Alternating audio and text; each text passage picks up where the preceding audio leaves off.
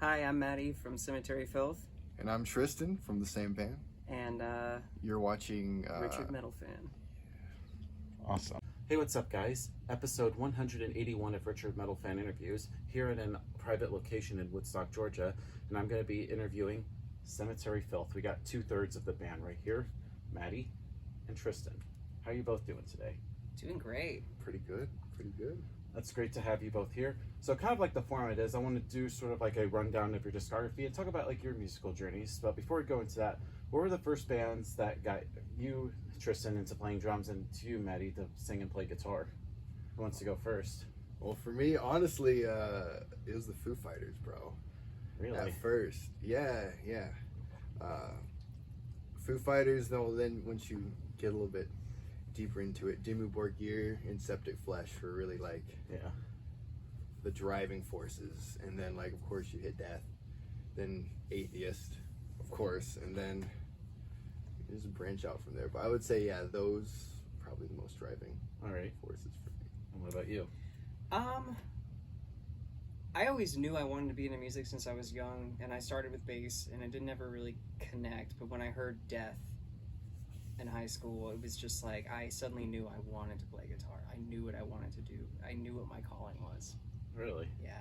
Yeah, what's your favorite Death album?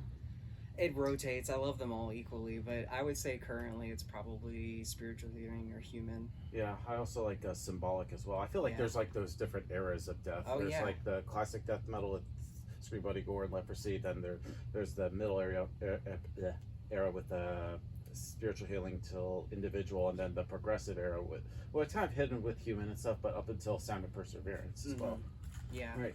And so, where were your both of your bands pre Cemetery Filth? This is actually my first band. Really? Yeah, we formed this band. I searched long and hard to find people to play death metal with, and I was living in North Carolina for a little bit and couldn't find anybody up there, but I met some guys over the border in Tennessee, and we started the band, and it's kind of been history ever since. Yeah, because y'all formed 2014? Yep. So I know next year will be 10 years of Cemetery Filth, which is crazy. Years, yeah. Did you think that you'd be around for 10 years almost? I don't think so. I knew I wanted to keep playing music, but I didn't know what would happen with this band in particular. I'm glad it's persisted and that we've grown and really kind of gone different places with it. I think it's been really cool, and we're really proud of everything we've done, and everybody we've worked with has been great. Awesome. And I guess the first thing to talk about in 2014 was the Scream for the Catacombs EP. Mm-hmm. Tell me about like that. It just has that very old school death metal sound with like Morbid Angel and Obituary and stuff. Where was that recorded at? We recorded the guitars here in Atlanta, like in Decatur, just in my buddy's house. He kind of had his home studio, so we did that there. The drums we actually recorded in our original practice space, which was our first drummer Jonah's parents' basement, and we used a single mic, and somehow we were able to catch almost every little nuance, and I've always been very blown away by that fact. And then the bass, he just cut his own through a direct input. Awesome. And then I guess the next thing I want to talk about is the Four Doors to Death split. Tell me about like that. Who was that all with? So I had talked to our current label's owner, Eric of Unspeakable X Records, about how cool it would be to have like a cool like big concept split album like that, and we kind of came up with the idea together, and it kind of shifted into this really cool thing. But it was us, it was Ectovoid from Alabama, and then it was Sabotory from Canada, amazing band. I wish they were still doing stuff. I hear they might be doing stuff. And then Trench Rot. Yeah, and you also worked with Dave from Benediction. I've recently had him on the show, and how was that like working with him? It's great. I've known Dave for years. We just kind of met through Facebook probably 13 or so years ago, and he became a really good friend and was pleased to do it for us. And it was so cool to have one of my favorite vocalists on there. And I actually watched your interview with him. It was really good. Yeah, I appreciate that. Like he's really awesome, and he's freaking hilarious. Like one of the funniest dudes ever. Where he was like drunk as shit, so it was funny seeing like a drunk English dude living in Denmark just chatting up with me. Yep, he's such a sweetheart. Yeah.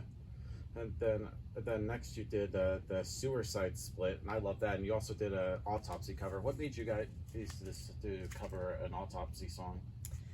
Just because we love that band so much, we really do, and that album in particular was always really special to us. Ryan unfortunately couldn't be here today, but he actually has a Severed Survival tattoo, but instead of surgeons, it's the Ninja Turtles. Yeah, that is awesome. It's super cool. Autopsy thought it was cool too. They shared it on their Facebook when he got it done. Yeah. But yeah, we really love that band. We've always done some covers, and like we did Obituary at our first show. We did. Obituary, and we also did Bolt Thrower cover at one time. So. Yeah, and then of course 2020 you dropped the debut full-length Cemetery Filth album Dominion. What was that whole recording process like for the debut Cemetery Filth album? It was our first time really going to an actual studio, and it was very cool. It was very, very, very awesome. We cut the whole thing in 3 days, which is kind of unheard of and impressive. Do all the drums and guitars, bass, vocals, everything. But it was really awesome. We worked with Alex Ryan up in kind of the Johnson City, Tennessee area, and it was just super professional. Got everything done. It ended up sounding amazing. We're really proud of it. Yeah, and of course you signed with the local label Unspeakable Acts Records. How did they find Cemetery Filth? He actually came up to our first show. Our first show was a failed death metal festival that I kind of helped put together, but the main guys were in Manic Scum, and one of them was the original bassist for Filth. And we put together a festival called the Mountains of Madness Tennessee Death Fest. Tons of cool bands came down from all over the states, and it was a really good time, but nobody came out. Yeah, Tennessee, like I imagine like Baltimore has Maryland Death Fest. You try to make a Tennessee version of that. Yeah. And but it was our first show, and it was a really good time. And Eric from Unspeakable Acts Records drove up from Athens, Georgia, where he's located, and saw us, thought we were really cool, and I sent him a nice care package with our demo when it was ready, and he loved it. Awesome. And I know you mentioned, of course, you're influenced by the old school death metal scene. How do you sort of keep the originality, not try to sound like you're trying to rip off the bands in a way, but you still have wear the influences on your sleeves?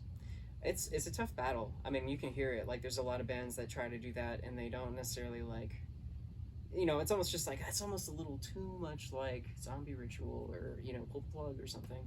But we try to be very conscious of it because we don't want to rip off anything that's been done before. What's the point of putting that out? Yeah, exactly. Yeah.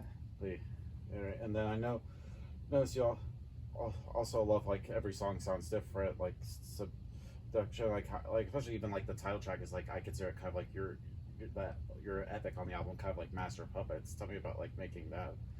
That one was one of the last songs written for the album, and it really we didn't know what we were going to do with it. We knew we had to write. We knew we wanted to write kind of a big epic song, just a pummeling brutality, and then it just kind of came together. We got really stuck at one point, and then Ryan started playing these two riffs, and it was like, holy crap, that's perfect. And that ended up being a big chunk of the song, and it really kind of came together right before the studio, and I think it ended up being perfect. Awesome. And of course, recently you got Tristan in the band. For you, Tristan, how did you end up joining Cemetery Filth? I just got a message, to be honest. It was like, hey, we really need someone to play this gig. Could you try out this one song, send us a video, and just go from there? It was a little rough at first, but just ramming my skull into the wall. Got it in, got it good. That was with Left to Die. Crazy show, because I remember I was at that show, and that was the first time I heard of Cemetery Filth. Yeah, it was so fun. It was a good show. I've only been playing live for 3 years. Yeah. Really throwing myself into the deep end, but it was so fun. And see, that was my moment. Mm-hmm. I'm just like, oh yeah, this is it. This is what I want to do. Yeah, and of course you played obviously with Sonic Armada and Veronica Trilogy. Did you want to also try to bring in something new rhythmically to Cemetery Filth that they didn't have previously? Yeah, I am doing that right now. Actually, we wanted him to. Definitely not a traditional death metal drummer. I guess we were talking about it earlier. I guess like the little fast feet fairy flick or something. That's what I like to call. It's a lot of creative symbol work. Creative symbol work, keeping it more interesting, but still keeping that driving, thumping force that Cemetery Filth is known for. But outside of that, I like to pull. I mean, of course, atheist and the more progressive side of death is really what I love. But I mean, Gene Hoglan, Dick Barker, the sort of classic drummers. Yeah, and of course I know you notice like with Matt, you also played with Maiden Killers, and does like working with another band allow you to sort of like approach Cemetery Filth with a fresh state of mind? It did. It was really good. I mean, when I was in Death of Kings, I was a full-blown band. That one was going constantly, and it was a great experience. But I did find that I work better actually when I don't have another band going on. I can just fully focus more into that because I don't have a lot of energy for music. I love music, but it's like I'm very particular about when I do it and how I do it. So having two projects going definitely trained me a little more than it would normally with just one. Right, so you just want to have your focus on Cemetery Filth. For now, at least, I think so. Yeah. Yeah. And balance. Yeah, and being as it has been 3 years since Dominion, have you started working on the next full length? Yeah.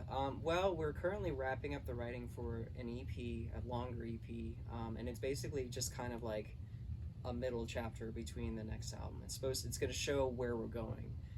But like the album, the sneak preview, so to speak. Yeah. The album will be like its own thing, though. We're basically like pretty much already starting writing that as well. We're hoping to get that out within at least a year and a half of the EP. Right. Do you feel like pressure to follow up Dominion? Because usually with the debut, you have like your entire life to write, and there's a lot of hype with the first album. Do you feel like pressure to follow up in a way? Not really. I think there is a little bit, but we're also like we have really changed a lot. Tristan has brought in so much different ideas, and he's really allowed me and Ryan as guitarists to go kind of further with our writing. And we feel like this is going to be pretty mind-blowing no matter what, coming from what we've done previously, and it feels really good. All right, and I guess it kind of, in the end, I also want to talk about like your gear, like what kind of drums do you play, Tristan? Like drums, cymbals, and all that stuff. So I'm pretty big into Sabian. I absolutely love them. Right now I'm trying out a thicker regular bell, not the larger bell. Rides, that's raw. Keep it less.